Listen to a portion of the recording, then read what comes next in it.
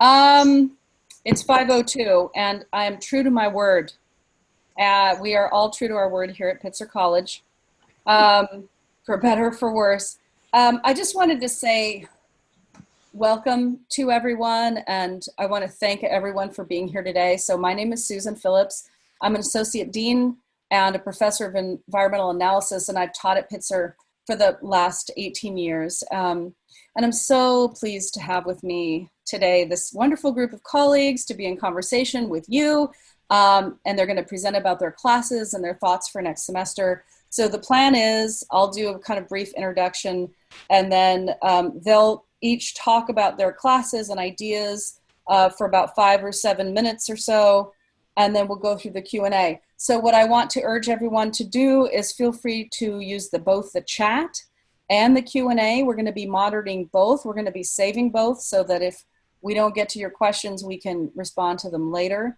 Okay, so in terms of an introduction, I kind of wanted to start with this thought that we're in a moment of sort of profound destabilization. The most fundamental ways that people are connected in the world are being tested, including what it means to get an education. And honestly, you know, that destabilization, that challenge, the testing, those have been going on for a long time. And that's both because of historical inequities but also it's because of climate change. And now all of that stuff has been amplified due to COVID. And so when I was thinking about what I was going to say by way of introduction, my mind just kept going back to that picture, that really iconic picture from the 1960s of a Pitzer student, you know, standing on the mounds, you know, with her hands behind her back, you know, not facing the camera, facing away from the camera, on what was then like a pile of rubble, so looking kind of like a bomb went off. And suddenly I keep channeling that picture because I feel like we're kind of there again. You know, we're in this place where we need vision. We need to be able to navigate through the challenges of what is confronting us. And I think about that first class of Pitzer students, you know, like 6 Pitzer women or 8 Pitzer women. And somehow those women had the vision to take a chance on Pitzer and to see it for what it could be. And this is a moment where we have the choice to do that. And I know I wrote about this in some of the PitzerNow stuff, so forgive me if I'm like repeating myself at this point, but I wanted to bring it up again about my father. You know, my father came of age in Europe during World War II, and he was not able to go to school at a pivotal time in his life, you know, and it had a profound impact on him. And thousands of people in Europe at that time couldn't get an education. Some of them didn't survive. You know, my father's whole life might have been different if he had been able to do that. Instead of starting work at age 16, which, you know, happens to be as old as my son is right now.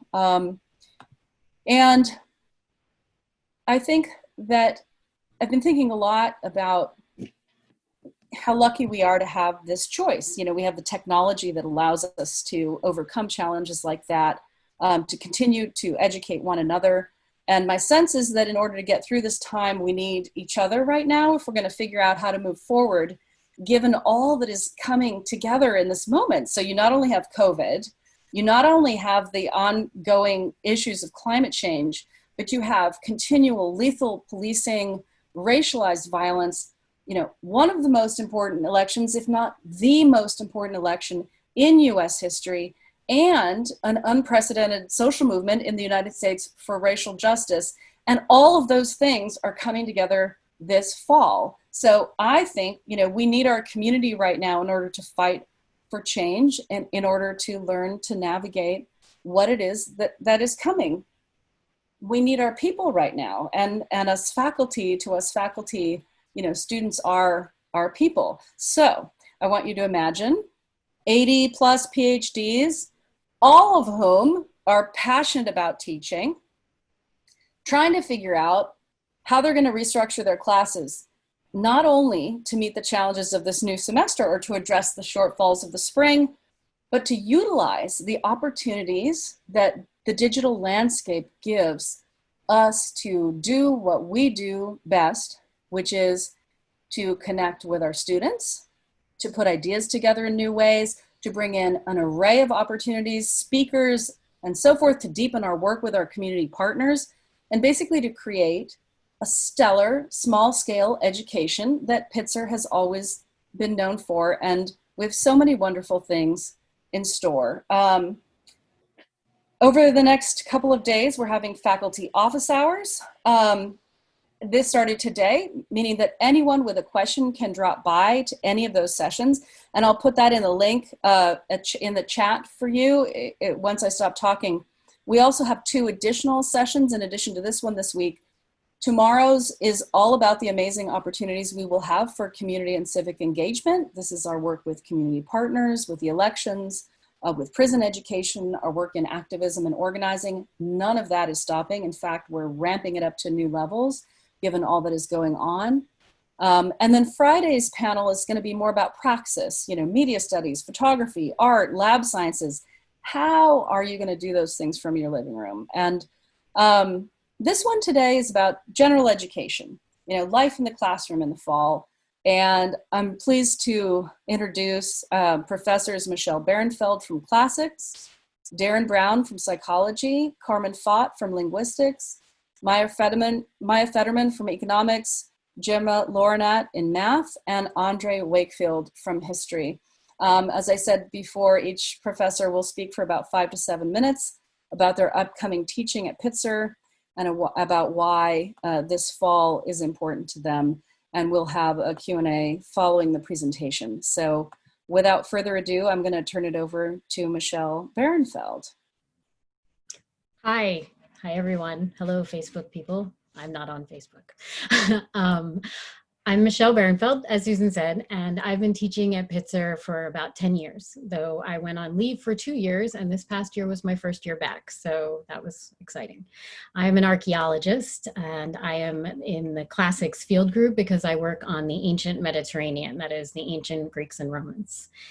In my classes, students primarily study that world, mainly through art and architecture and everyday objects that people who lived back then left behind. So they work with a very incomplete record of treasure and trash together. As my students know, I value the human interaction that takes place in the classroom above all else. I am all about the classroom community in which we ask each other questions and we laugh together, they laugh at me, and I pace around and we think together. This is my favorite place. And this is not the same online, of course, but I am committed to building and maintaining that human community even there.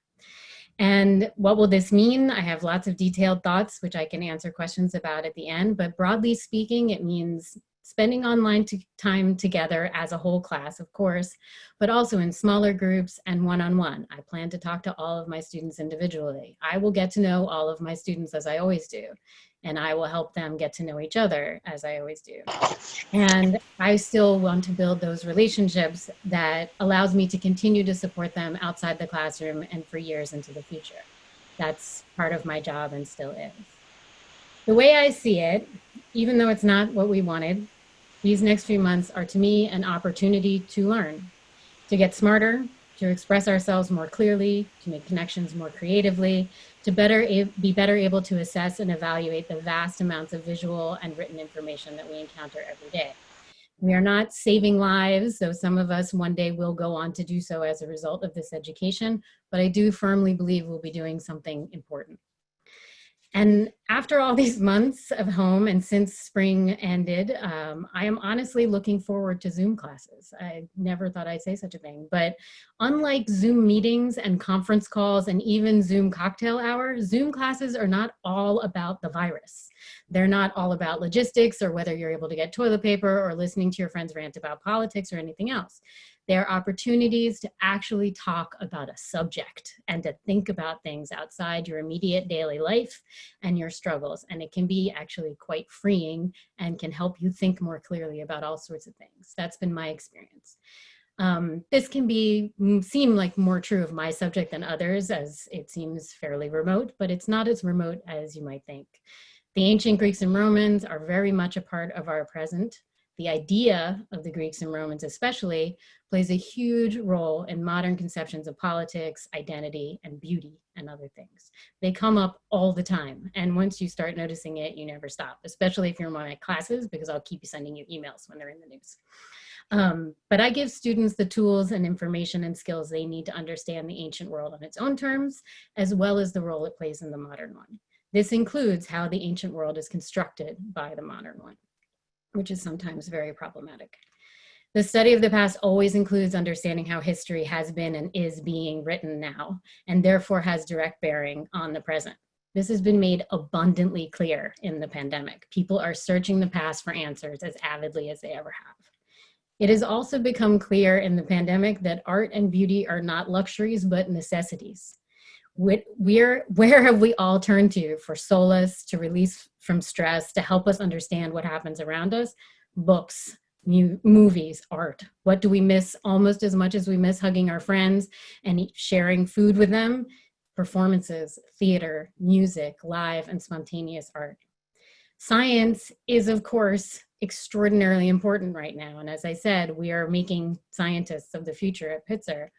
But if we've learned anything, it is that our vastly improved scientific knowledge and capacity to handle plagues are, which is vastly improved over those who dealt with plagues in the past, in antiquity and the Middle Ages. And in 1918, we have learned all too well that the human response and human interaction with that science remains crucial. The politics, the social systems, the historical circumstances that got us here, empathy and lack thereof, fear, sense of self, and other, all of these things, these are the social sciences and the humanities. They are essential to functioning in our world. So I am happy to share specific things about how I want to teach class, but I wanted to say these sort of broad things up front. And finally, I want to emphasize that in my view, this online term will be a shared experience of sorts at Pitzer and for all of us students and faculty. Not in the usual way, but it is something that we are going to be doing together. And it will be part of the 4-year college experience of every student who's here now, every faculty member's career. This will be part of it forever. We're never going to forget this. And, like I said, I'm actually kind of looking forward to going back. So that's my spiel. Thanks. Thank you so much, Michelle. I really am too. I had an experience today with a panel that Suyapa did as part of her faculty in residence, our professor of Chicano studies, and it was the freest that I have felt all week, of course, having been mired down by administrative stuff, but to think about ideas. It's so critical right now. Next, I would like for Darin Brown, professor of psychology, to say a few words. Hi, everybody. Every year I'm like, I'm gonna get off Facebook, and now I'm back on Facebook, so that's fun. So hello, internet and everyone. My name is Dr. Darin Brown. I'm in the psychology field group at Pitzer, and that's my cat, and she's gonna be bothering us this whole time, so that's fun. And I'm actually, I will be starting my 2nd year. I'm brand new. So my first experience as a professor has been a very surprising, exciting time to be glass half full. I'd like to start off actually just describing some of my research. I'm a psychologist, but my training is in cognitive neuroscience, where I look at complex oscillations in the brains, usually of people with clinical depression or Parkinson's disease. And I use mathematical models that kind of explain these signals that are pretty complex and hard to understand. And a lot of my classes kind of divulge out of those two sort of things. I look at brain science and stuff that happens in the brain, but I also look at models and math and methods to better describe these things. And I have taught statistics for quite a bit. I've taught programming classes in R and MATLAB and bunch of dorky stuff like that.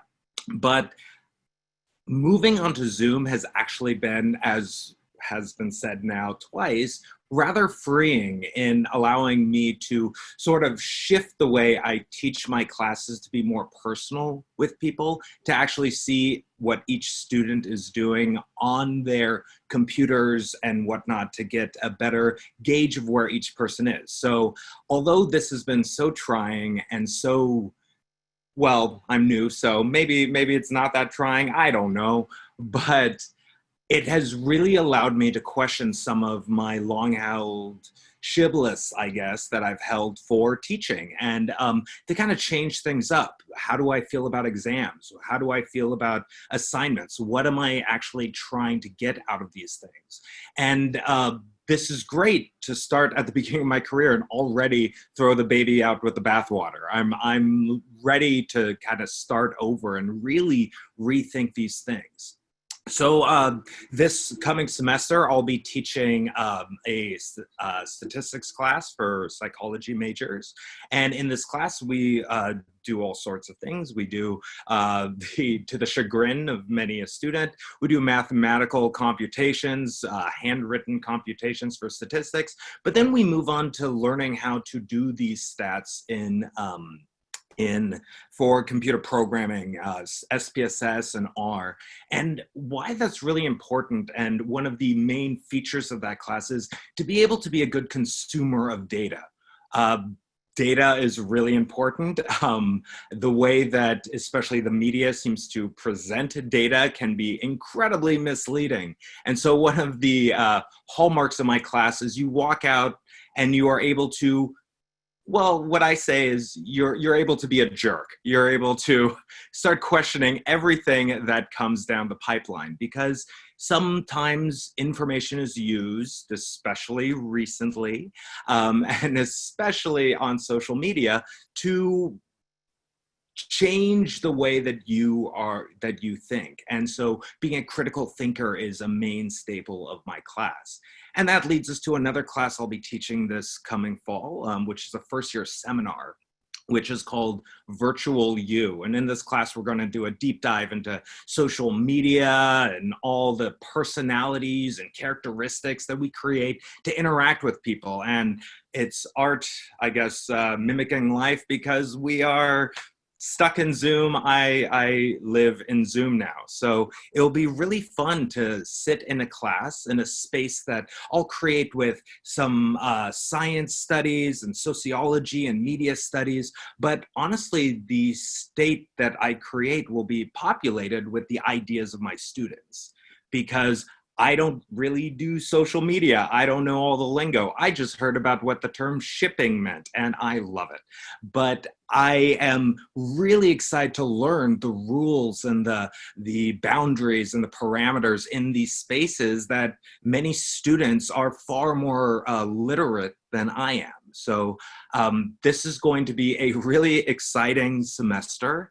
It's going to be different from both from a student standpoint, but also from my own. But I'm really, really excited to try new things and really shake things up. And hopefully in this, in totally important year, to really facilitate critical thinking and to really get people to think what matters now and how is it going to change things later on.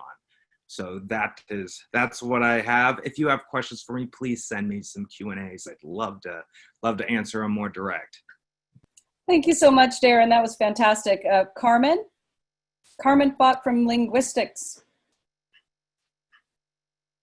Unmute. Hi, I'm Carmen Fought. I have been at Pitzer, I want to say 22 years now, so a while. And when I was thinking about this, I know, well, I love teaching like everyone here.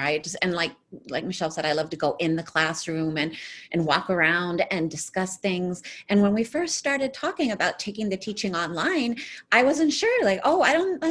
I don't think I can do that. That might work for some big lecture class at UCLA, but it's not going to work for me.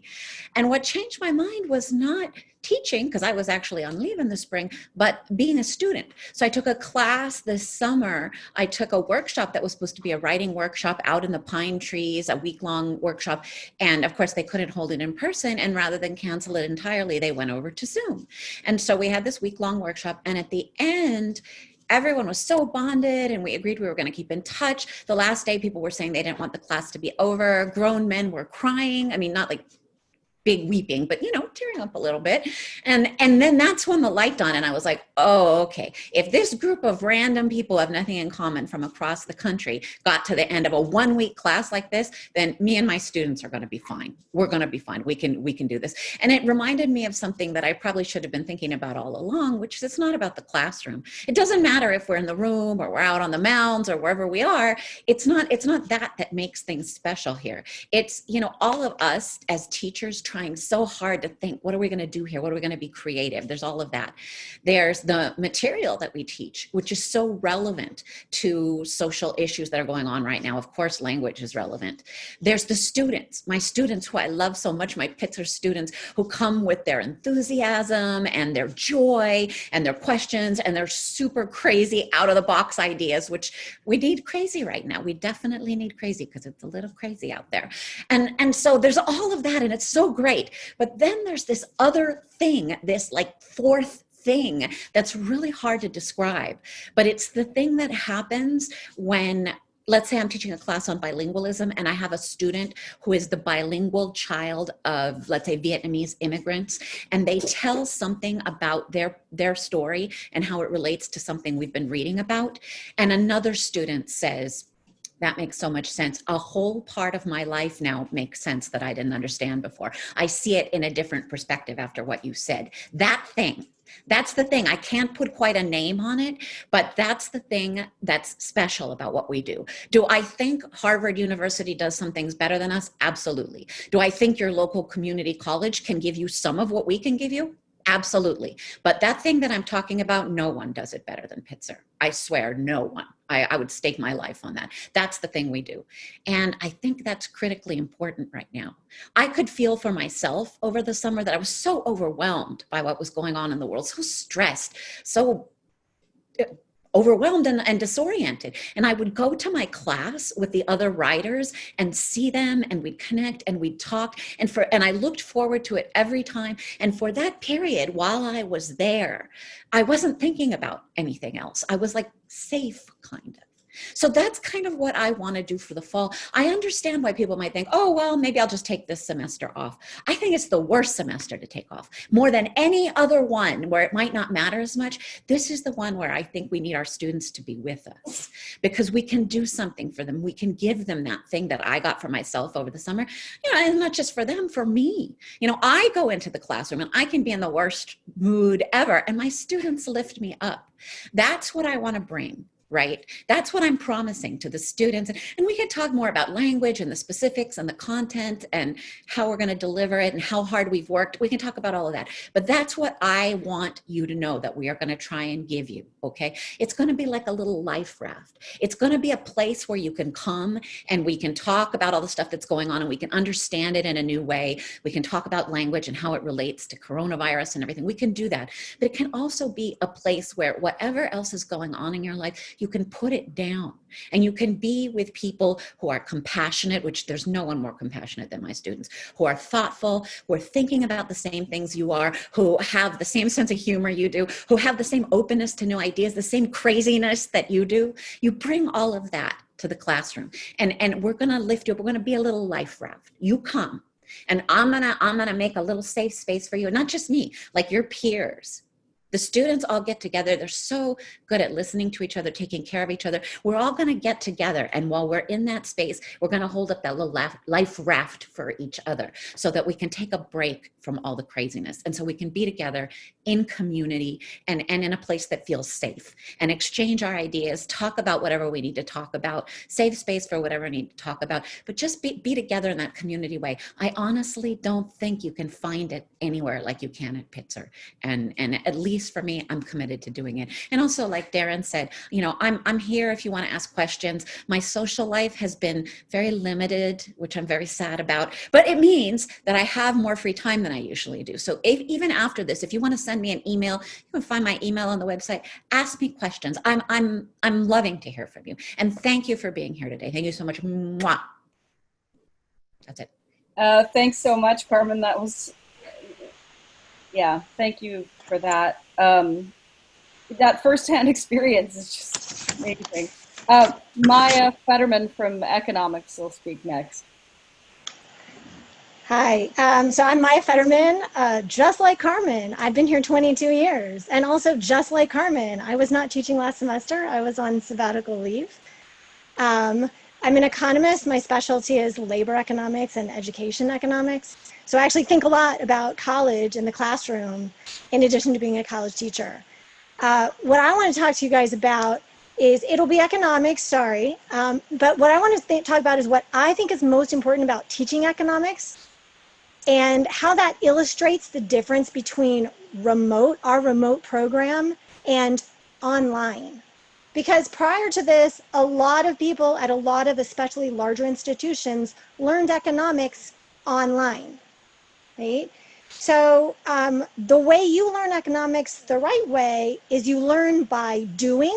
After you see it demonstrated as a student, you need to do it. I think math and science, can be similar, but especially in economics, you need to do it. You also learn it collaboratively by talking it out, going to office hours, going to a tutoring session, interacting not alone, but with other students. And you learn by feedback. You learn by writing it down, having someone look at it and say, yes, but this part you missed, this is a little different.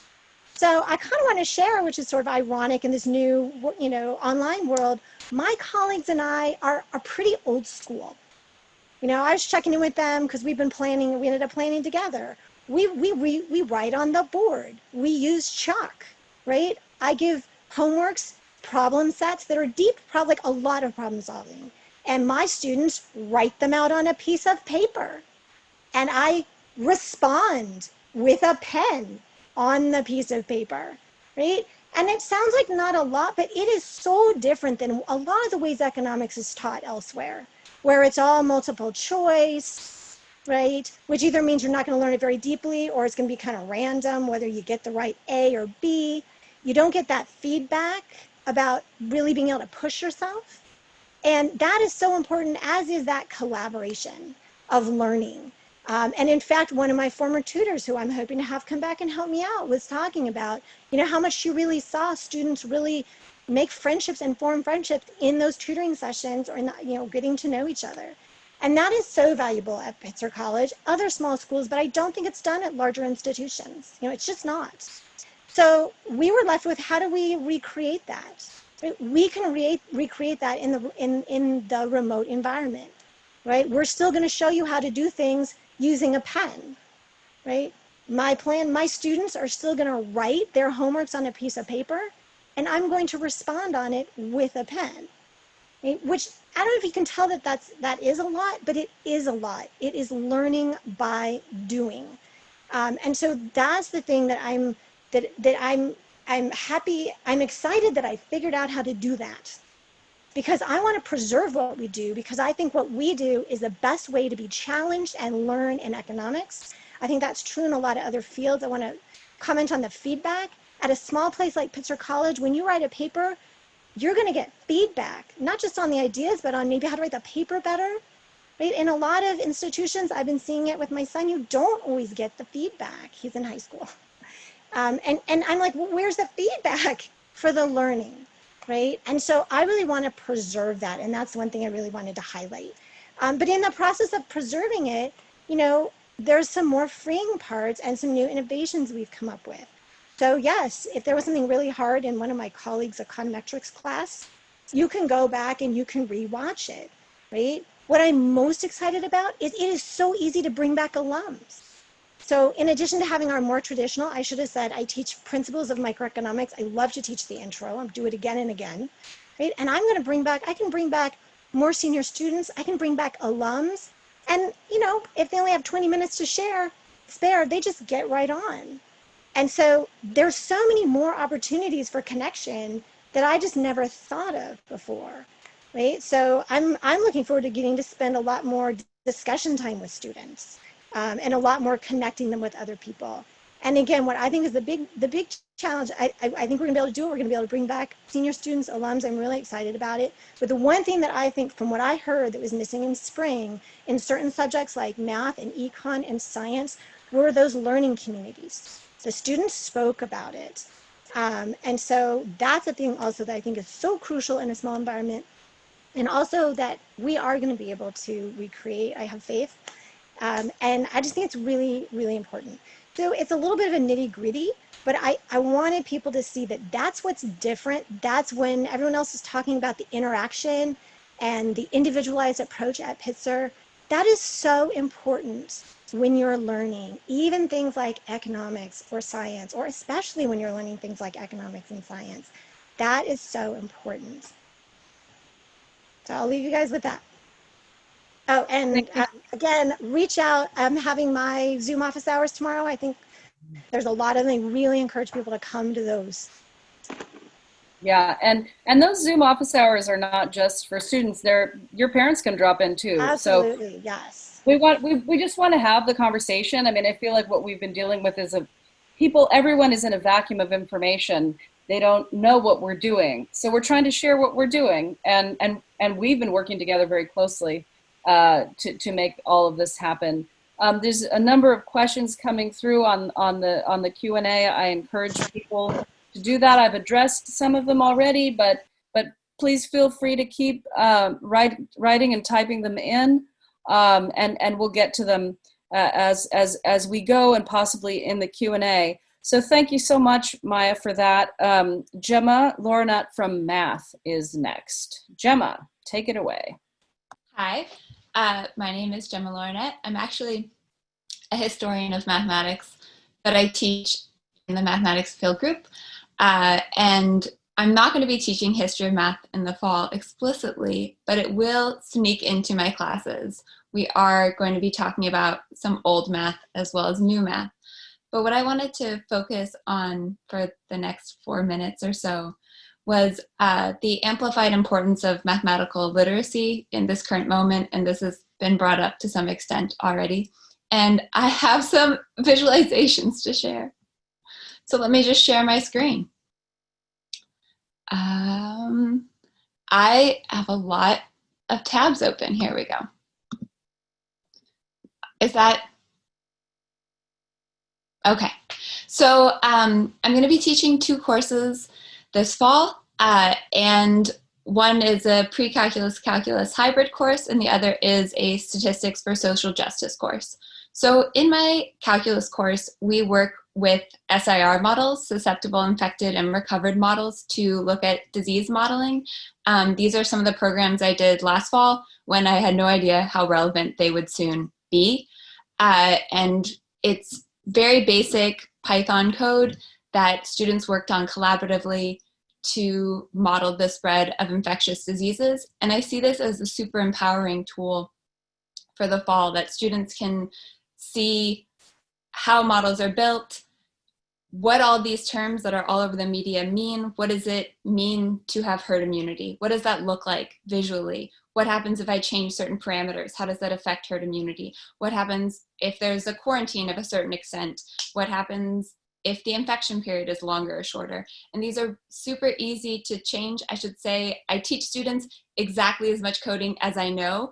I am not a programmer. I've never taken a course in Python. This is like baby programming, but it's a great introduction also to some coding if people are interested in that.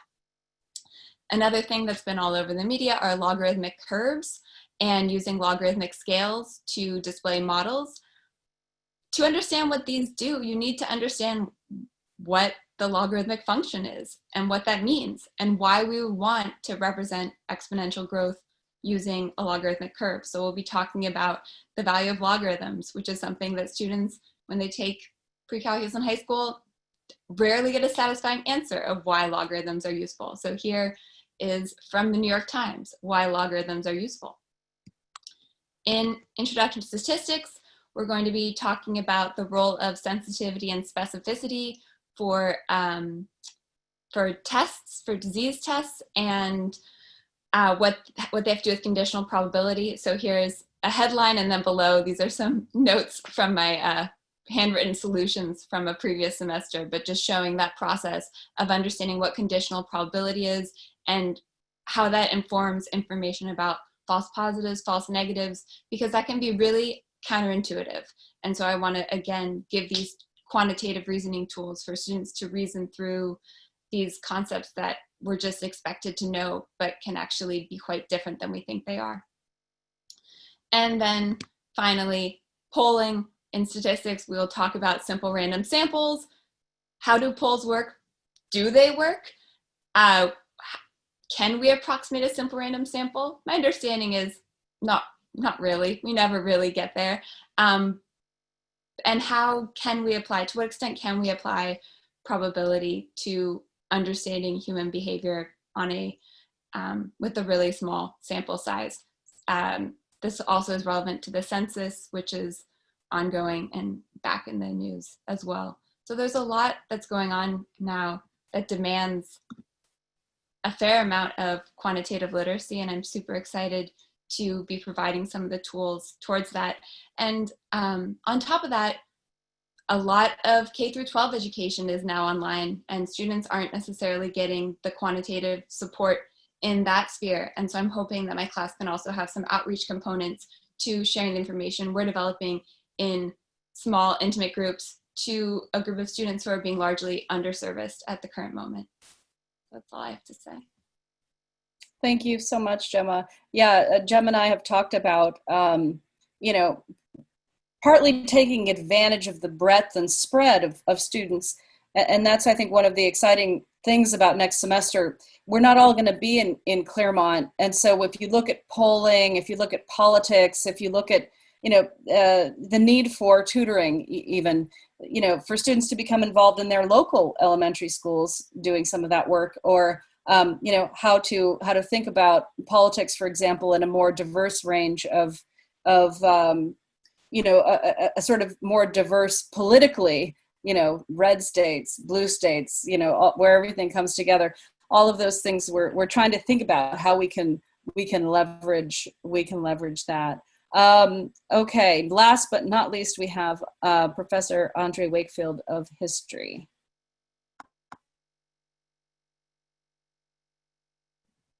There we go. At least I know how to unmute my machine. There's certain basic things you need to know for Zoom education people. So hello, Pitzer community across the nation and the world possibly. Hello everybody, it's delightful to see that. It looks like we got 127 and counting people out there.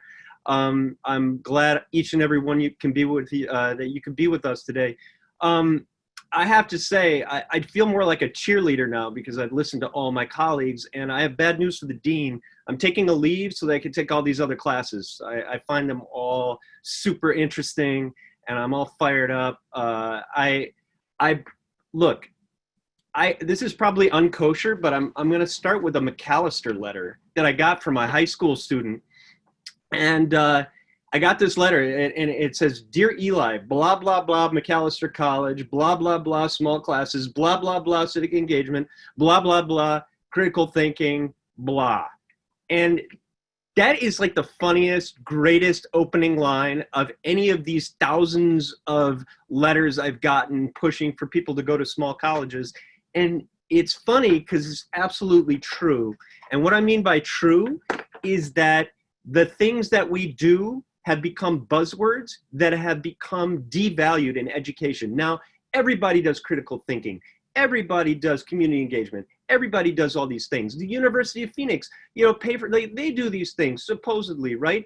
But what the truth is, we at Pitzer College have been doing this before it was sexy. We were doing this in the 1960s when no one gave a shit, right? I mean, we were doing this stuff back in the day. And now what's interesting is that the language has been adopted, and the content in many cases and the substance has been emptied. And now it has been a product that is sold often by online education. So are we part of the problem? Because now we're going online. And that's something I think all of the rest of my colleagues have addressed so beautifully, that it was one of my concerns, frankly, about going online. Is like, are we going to be part of the beast? Are we going to get sucked up into this too? Are we going to start just selling all this stuff and marketing it and BSing our way through what's going on? And I have to say, I don't think so. I'm a huge online education skeptic. I always have been. I worry about it. But you know, when I think about this McAllister letter and when I think about the way colleges are marketed, I also think about propaganda, which is one of the things I'm going to be teaching in the fall, right? And propaganda systems run deep, and they're not just about Soviet posters, and they're not just about Nazi propaganda. They're also about marketing, and that's the American style of propaganda. It comes out of Wall Street, and people figure out how to empty content and how to sell it back to people, right?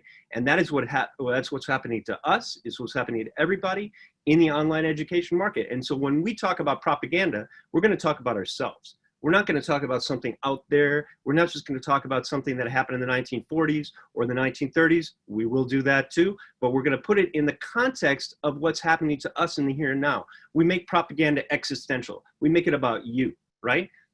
Jacques Ellul has this great concept about integrationist propaganda, which I think really gets students fired up. It certainly did in my summer class, which was also online. And the idea of integrationist propaganda is simply, it's the propaganda of normalcy. It's the propaganda of keeping everything the way it is. It's the propaganda of the status quo. And as he talked about, that is so much more important in some ways than agitprop, than the stuff that's right in your face, than the posters we have you know, on my door, right? These things are, they're the afterthoughts. The real propaganda work happens every day and everywhere. It's the hats you wear. It's the haircut you get. It's what places you feel comfortable. It's the Budweiser or Modelo you drink. That is all propaganda, and it's personal, and it's us, right? So that's the kind of thing that I like to get into with propaganda mechanisms, that you don't make it out there, you make it personal. And I have to say, coming back to my own skepticism, and you know, I don't like any place better than the physical space of the classroom. That's not going to change. Zoom's not going to replace that. You know, I'll be happy and the happiest person in the world when COVID comes to a blissful end. I hope someday with the vaccine, we get to walk back in the classroom. But in the meantime, this is what we got. And it's not all bad.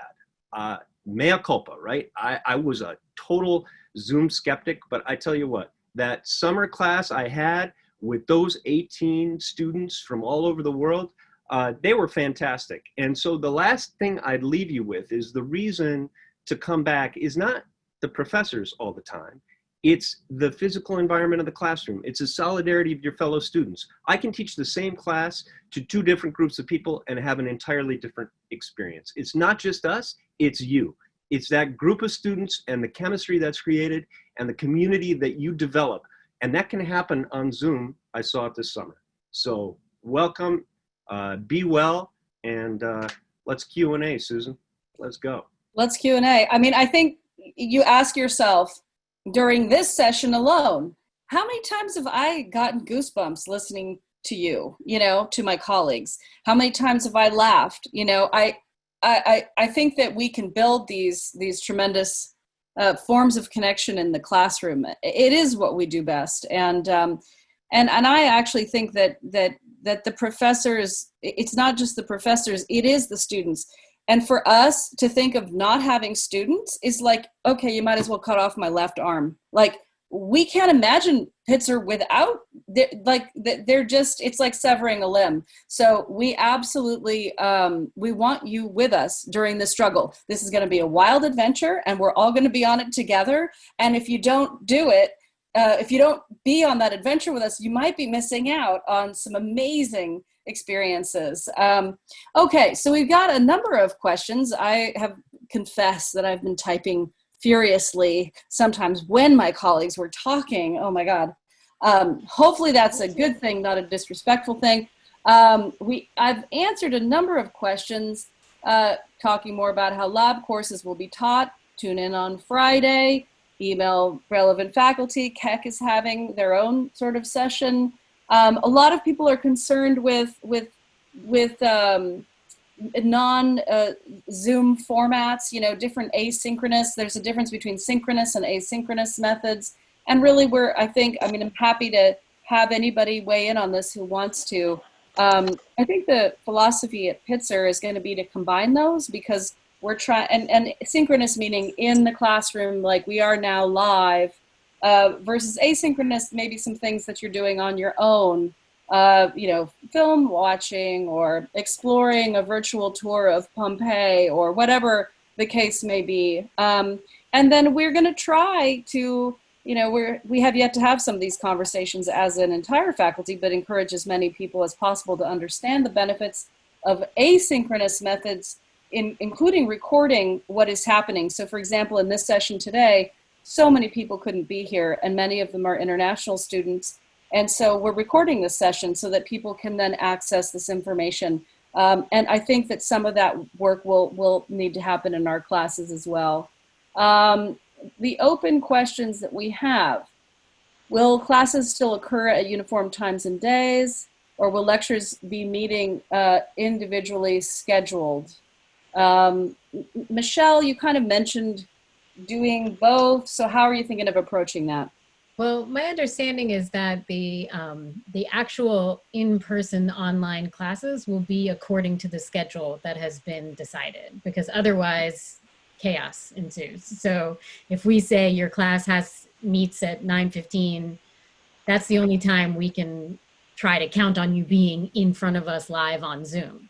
So there's the new schedule keeps us all in line that way. So if you have 4 classes, they will meet at 4 different times. Your professors have to do other things at different times and do part of the asynchronous aspects at different times. But the only time you'll be asked to be on a live call, so to speak, or a live class is during your scheduled times. We're not going to mess with that. That's my understanding. Yeah, and those schedules have been changed because we all thought we were coming back. So there was going to be time for cleaning. And so there have been some scheduling changes, but you all are enrolled in your same classes as of now. Michelle and Maya, you had comments on this? Yeah, I just wanted to clarify. I think people have been very confused hearing that the schedule has changed. And I want to be clear that it actually hasn't changed very much. And that the point was that, as Susan said, was to shift, let's say my class I normally teach is 9:35 to 10:50 is now 9:15 to 10:30. But the blocking out of the schedule is the same, unless the professor specifically asked to change their time to another time. The Saturday class schedule thing, that there's 1 or 2 assigned to each class, is 1 Saturday class for Tuesday classes, 1 Saturday class for Wednesday classes. Again, though, if you're teaching partly asynchronously, it doesn't mean that you're all on Zoom for the entire time of your schedule. But the schedule has not changed in a way that would affect your ability to take the 4 classes you decided to take, because they work out, they don't overlap, and they have the same, the pacing in your free afternoon or whatever. Those basic patterns, as I understand it, are maintained. And so that's, I think, an important thing to stress. Maya, did you have something you wanted to add? I wanted to make a couple points on that. So that's true about the schedule. We did open up some evening times. And so for example, I'm moving my classes, I'm attempting to move my class to there to make it more accessible for different time zones based on, where I think my students will be. So I just wanted to share that, some professors will be taking a different approach. I think we're trying to be really flexible about making different times. But I also wanted to share and encourage an idea of face-to-face, which is why also I'm trying to make these different times available, and encourage students to the extent possible, try to be involved in face-to-face as much as you can. Obviously, we're going to do our best to make it flexible for you. But this is where I have a story kind of like Carmen's, though not as impressive, because I was doing UJAM dance class, and I've been watching my kids.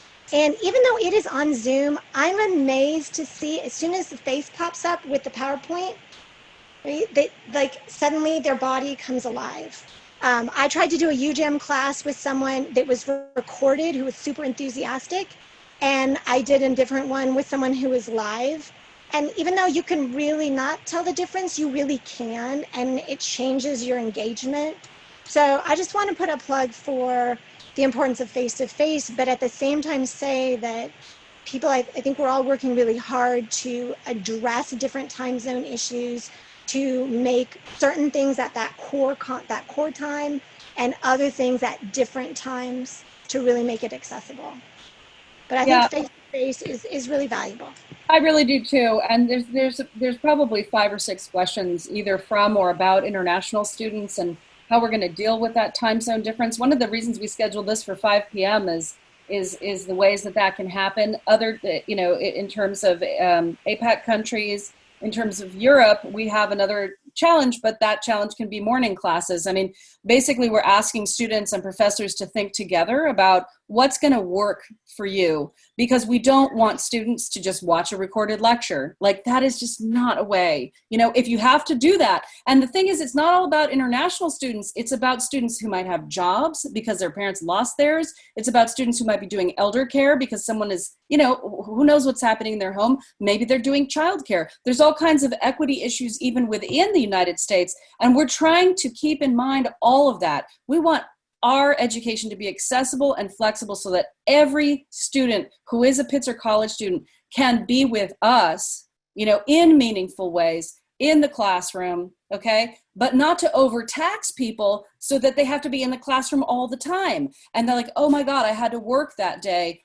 Did I miss the lecture? Like, no, that's when maybe you go and you view the recording. Okay, so we're like, these things are absolutely critical to us in terms of how we're thinking about restructuring what it is that we're doing. So Maya, I really appreciate your thoughtfulness about when, knowing we have a very diverse student body. We have many international students and we have students in all kinds of different experiences that have different needs, and we're hearing from them and we're listening. So that's one of the things. Does anybody have anything else to add to that, or I will go into the Q&A a bit more?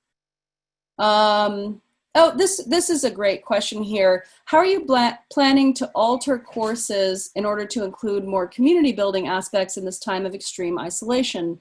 How might we be encouraged to interact with other students outside of class time? I'm asking specifically for first and second year students who are still building community and meeting new people at Pitzer. Does anybody want to take a stab at that one, either in or out of the classroom? I will, Susan. Yeah, I will say I am teaching a first year seminar, and I have a bunch of juniors from my last first year seminar. So one of my plans, with the graciousness of my junior students now, is to connect the two of those classes so that I can put my advisees groups together, at least virtually, and that way, because one of the things that we are missing, of course, is that I think students learn the most from each other, especially, they're more senior colleagues. And so we need to emulate that somehow online, even though we are isolated. But it's a really good question. Anyone else want to weigh in on that? I feel like I've already talked a lot, so I'm waiting for other people to say things, but I feel the same way, Michelle, about myself, not about you. Yeah, Jemma has. I'll just say in math classes, we're definitely going to be emphasizing small group work much more than we normally would, and having more of a tutorial style of problem solving. And those will be places where I will be presenting a problem and then just sitting back and offering suggestions as needed, but letting students work through them together. And struggling in math is a great way to build community. Go ahead, Darren.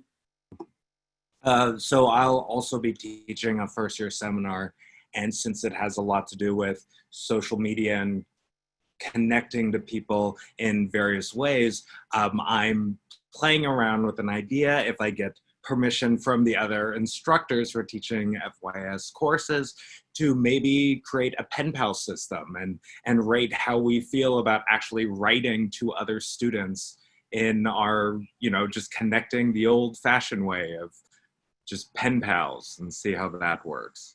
Yo, Darren, I'm in.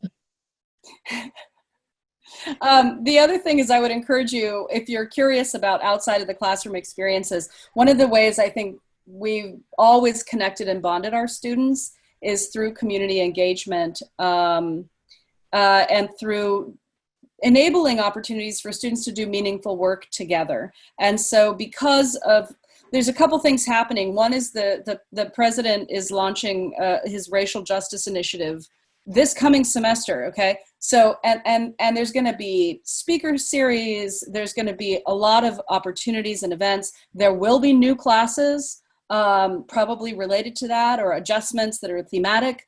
We're going to be bringing speakers in, and we're going to be doing a lot of community work around issues of racial justice. And so I think those opportunities, you know, some of them can be considered to be curricular, like they're part of your classes, but others are co-curricular, meaning, you know, they're sort of blending student life side with the academic side, and that's what we're gonna try to aim for. Yes, Michelle, Maya. One thing that I'm going to be doing that's sort of an expansion or a revision of things that we've done in the past. So I'm teaching, my main classes are Greek archaeology and classical mythology, which I actually co-teach with a Scripps professor, and then a senior seminar in classics, which is different. But in both of the larger undergraduate classes, one of the things that I've always done is had sort of a special topics day along the route of, you know, this happened, and, you know, you go through Greek archaeology in a sort of continuum, but then periodically related, we would have a special topics day where a group of students are in charge of really mastering an ethical or modern or particular scholarly question related to what we're doing that sort of falls outside of the typical survey. And then they lead other students in discussions of those things. So that's one thing that I'm going to continue to do and revise for online.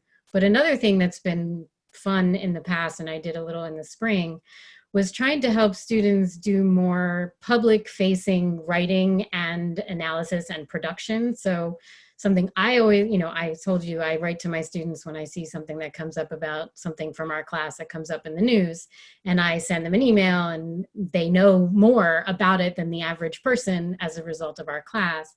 And so going forward, we're going to keep track of those things in our class and have students produce things for the public that do the kind of analysis that they can now do, or explain things in a more public facing fun way, which is something they did in my archaeology class in the spring. They made these awesome websites that explain various archaeological ridiculous hoaxes and debunked them and explained the truth, and they turned out really well.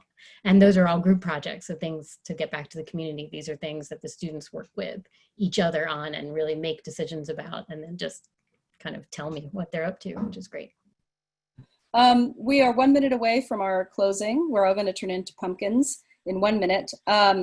Just a note from Becca Zimmerman that the Student Senate is working on helping student clubs to set up virtual spaces. And also we have a whole task force actually that's working on co-curricular aspects, because of course, as much as the faculty is invested in what are our classes going to look like, man, student affairs is like, what is our student life going to look like? And so all of us at a certain point are collaborating together to make the student experience holistic. And I think that's a really, really important part of a Pitzer education. So I would like to say that tomorrow we have an absolutely wonderful panel planned, which is our faculty. It's going to be actually a regular Zoom session rather than a webinar. It's going to be about elections, prison education, and community partners. It's about how to leverage, digital spaces for social change. And so if you're interested in social justice, and most of us at Pitzer are interested in social justice, please do come to that session and then think about the Friday session. Also, I encourage you again to visit office hours. I would like to thank all of the attendees. We're recording these chats, and absolutely people can reach out to any of us on the screen individually via email for questions. And we're happy to talk to you. Like, we want to talk to you. We want to talk to you, your parents, your sister, your cat. But we're really excited, and I want to thank this panel of wonderful people who joined me today in talking to our students and families: Michelle Berenfeld, Jemma Lorenat, Maya Federman, Andre Wakefield, Darin Brown, Carmen Fought. I'd also like to thank all of the offices who helped us to put this on today. So thank you so much, and we'll see you tomorrow, hopefully. Thank you, Susan. I'm going to interrupt, but can you let people know, we still have some open questions. Can you maybe let them know a place that they can go? Yeah, we're gonna, what we're working on is putting open questions. Right now we have a shared Google Doc, okay? that we're putting open questions into that shared document. There is a Q&A on, I'm sorry, an FAQ on the Pitzer website right now. It's under COVID-19 resources. You can look at that. It may answer all or many of the questions that you have, and we will add to that document or put up another separate webpage with the answers to your questions, I hope. Thank you so much to everyone, and we'll see you next time. Bye all.